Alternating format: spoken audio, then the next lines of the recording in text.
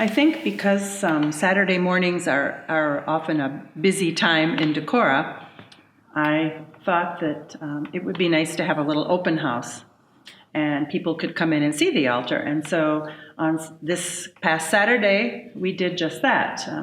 Had a little sign out front, and as people were going by, many of them I had invited either on Facebook or through our church newsletter to come in and see the altar, because normally we would be meeting here on a Sunday morning and everyone would get to take part in creating the altar and adding to it. But because we're still on Zoom, I knew they wouldn't be able to do that. So I invited them to come in on Saturday morning. And several did. And several children came in. And I was really glad to see the kids, because I had lots of little pieces of information and papers to color. I had some masks. I had some little stained glass papers that you color and put in the window.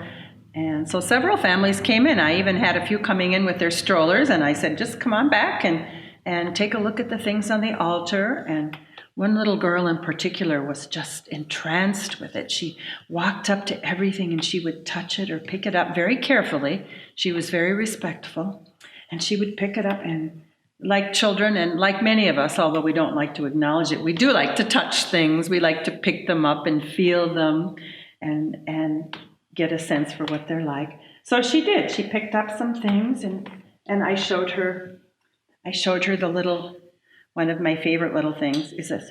It's a little sugar casket, and there's a little skeleton in it, and when you pull the string, the little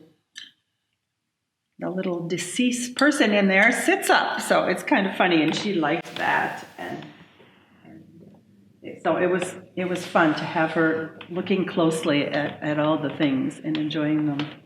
So there were quite a few families that came in, and because the weather was so perfect, we really did have a good sampling of visitors and local people. Several were from Des Moines. One woman was from Cedar Rapids. Someone was up in Wisconsin.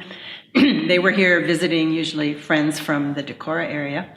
And so they would come in and say, oh, yes, I've heard of Day of the Dead. Or I would say, have you seen the movie Coco? Oh, yes. And so I feel that Coco, these altars, are interesting to people now, especially if they've seen the movie Coco, because they have a little understanding of what this holiday is about. And so then they actually get to see an altar in person. So that was fun. So it was a beautiful sunny morning, and it worked out really, really nicely to have such good crowds coming in.